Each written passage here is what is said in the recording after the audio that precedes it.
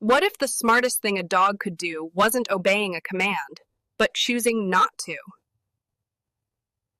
At Sentinel K9 Academy, elite trainers and devoted pet owners come together for a groundbreaking session that pushes dogs beyond obedience into free-thinking reliability. In a world where decisions can mean life or death, these dogs must learn not just to listen, but to understand. The steel gates of Sentinel K9 Academy creaked open just as the morning sun rose over the rural Colorado hills. Mist still clung to the pine trees, and the scent of damp earth mixed with the faint musk of dog fur in the air. It was a sacred hour here, before the noise, before the drills, when instinct stirred quietly inside each animal. Dane Hollis, a retired military dog handler and the head trainer at Sentinel, stood at the gate with a clipboard in one hand and a leash in the other. His gaze was focused on a young Belgian Malinois, ears twitching, eyes burning with energy.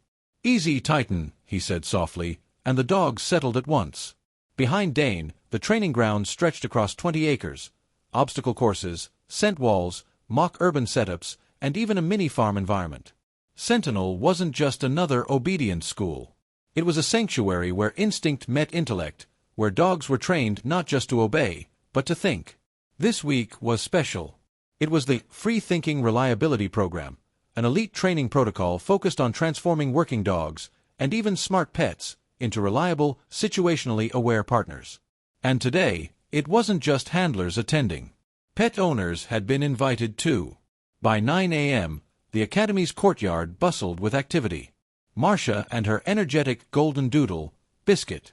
Officer Ray, a grizzled K9 cop with his German Shepherd, Rex.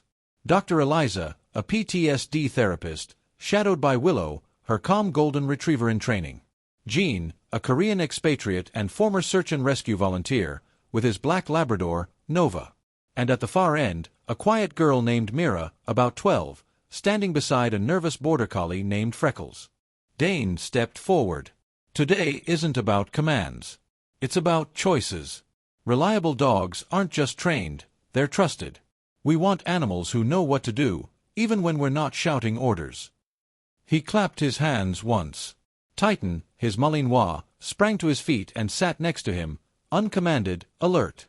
That's what we're going to teach. The first module took place near the obstacle course. Dane gathered everyone in a circle. "Let's define what we mean," he began.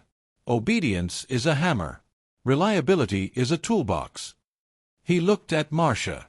"If Biscuit runs toward the road and you yell, 'Come,' will he think about the car or just obey the command?" Marcia hesitated. "I think he'd come back. But I'm not sure." "That's the problem," Dane said. "We don't just want dogs who obey. We want dogs who can judge danger." He motioned to Titan. Without a word, Dane pulled out a red toy and tossed it across a shallow ditch lined with faux barbed wire and flashing lights. It was meant to simulate a hazardous zone.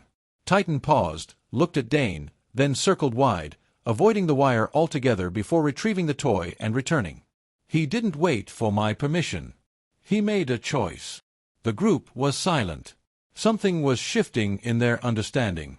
The second drill introduced temptation. 3 fenced areas, each containing distractions. A tennis ball launcher shooting randomly. A table of open food containers. A group of strangers clapping and calling the dogs. Each handler had to release their dog off-leash and trust them to navigate distractions and return. Freckles, the border collie, was up first. Mira unclipped the leash nervously. "Freckles, go find." The dog bolted ahead, then froze at the tennis ball launcher, confused. Mira didn't say a word.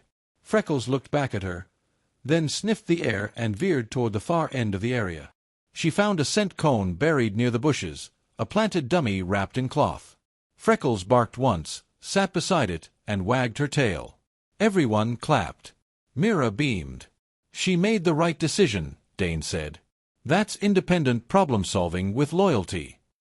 Later, they moved into the mock urban alleyway setup.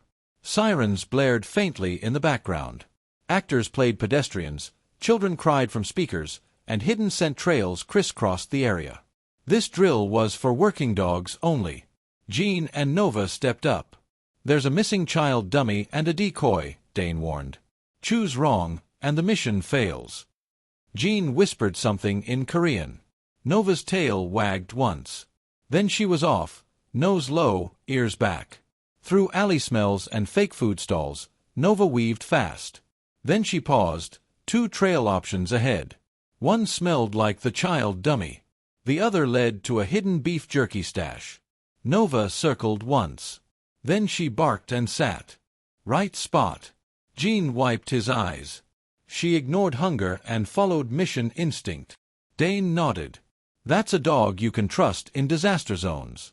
She didn't wait for a command. She understood the job. But not every dog succeeded. Officer Ray's German Shepherd, Rex, charged too fast, followed a strong meat scent, and barked at the decoy.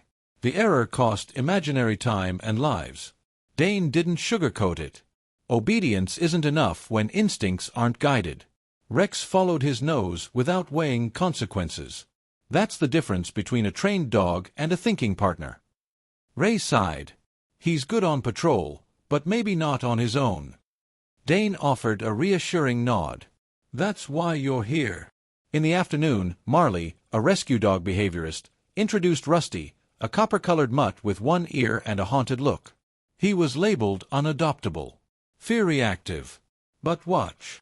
Rusty was placed in a scenario with a child actor pretending to fall and cry. The mutt stiffened. Then, sniffed the air and slowly walked toward the child. No bark. Just a gentle nudge of his nose. Then he lay beside her, tail slowly thumping. The group watched in awe. Rusty isn't trained for therapy. But he chose empathy, Marley said. Dane smiled. Even broken dogs can think better than trained ones. As the sun began to dip, Dane gathered the handlers for the final test, a scenario none of them knew. This is where we see if your dogs can think for themselves, and still choose you. The setting, a fake rural gas station setup. A dummy fire alarm was triggered. Random scents laid out. A loud engine revved in the distance. The humans weren't allowed to speak. The dogs were released one by one. Biscuit paused, ears spinning, then nudged Marcia back toward the van. Rex bolted, then came back, herding Officer Ray behind a barricade. Nova dropped into a tracking stance and sniffed for movement before lying down near the center. Rusty panicked at first, then saw Mira crouched low and ran to her, placing himself protectively in front of her. Each dog received a collar patch. Reliable, intuitive, trusted. Dane addressed the group for the final time. This wasn't about making your dog perfect. It was about letting them grow into something better than a robot. Obedience is useful, but reliability and free thinking? That's true partnership. As handlers hugged their dogs, tails wagged, and sunset bathed the field in amber, one thing became clear. These weren't just pets or working animals anymore. They were thinkers, partners, family.